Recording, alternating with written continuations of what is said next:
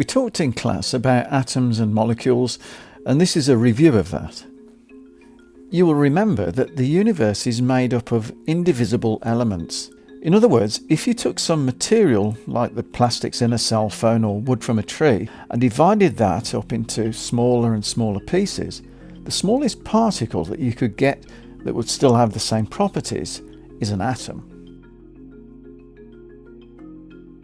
And the different types of atoms are called elements.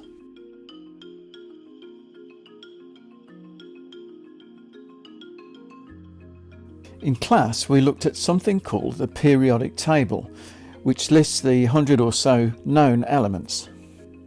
Fortunately for us in biology, we can concentrate on just a small subset of elements for the most part, principally centred around the element of carbon. Let's look at carbon as a way of thinking about atoms in general.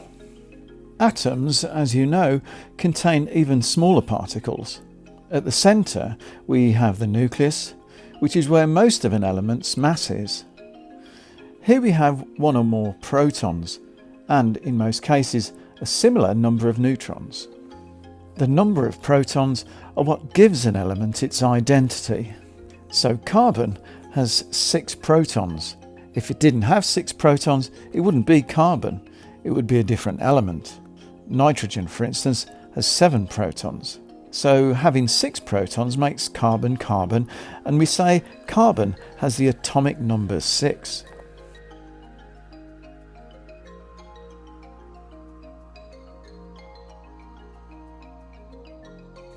Also within the nucleus are neutrons, and for light elements like carbon, the number of neutrons is about the same as the number of protons, in this case 6.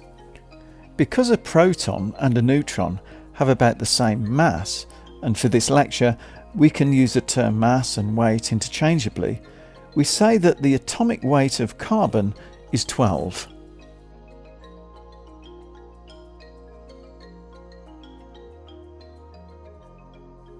Now, just as an aside, it is possible to have versions of carbon with slightly more neutrons. Carbon-14, for example, has 2 more neutrons, giving it a molecular weight of 14. This is what we call an isotope of carbon, and you may have heard about this as a tool to find the age of fossils. But 99% of the carbon on Earth is carbon-12.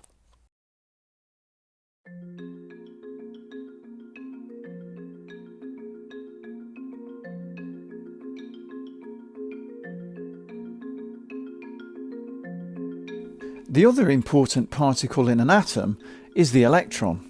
About 1800 electrons equal the mass of a proton or a neutron. One thing we haven't mentioned is the charge of these atomic particles. A proton has a positive electrical charge of 1, or plus 1, whereas an electron has a negative charge of -1, while the neutron has no charge. So we have the nucleus of an atom at the centre, and around that we have a cloud of electrons swirling in kind of orbits. Now, when Niels Bohr came up with his model of the atom about 100 years ago, he imagined electrons as being something like planets orbiting the Sun. It's sometimes useful to think about atoms in this way, although we now know that the electrons are more like a cloud of particles, and that it's not possible to predict the position and speed of any one electron at any given moment. But in chemistry, it is sometimes more useful to use this so-called Bohr model, and to think of the electrons as being in a number of orbits, or to use the correct term, orbitals, around the nucleus.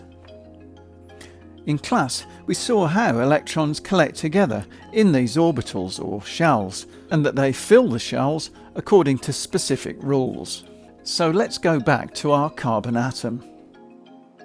In the nucleus, carbon has 6 protons and 6 neutrons, and because protons have an electrical charge of +1, the nucleus therefore has a charge of +6. Since atoms are electrically neutral, unless ionised, which we will come to later, that charge must be balanced out by 6 electrons, each having a negative charge of -1. So how are these electrons arranged in orbitals? The first orbital, closest to the nucleus, can only hold or accommodate 2 electrons. So if we need more electrons in our atom, they must exist in other so-called higher orbitals. In general, orbitals fill up from the inside out. The next orbital can hold 8 electrons, as can the one above that. In fact, 8 is such an important number when we think about electron shells that we call it the octet rule. Apart from the inner shell of 2 electrons, it appears that having a full shell of 8 electrons is very energetically stable, and atoms would much prefer to have a full outer shell. And as we saw in class, this is why atoms will share, borrow or donate outer shell electrons with other atoms, what we call chemical bonds, to form molecules, combinations of 2 or more atoms.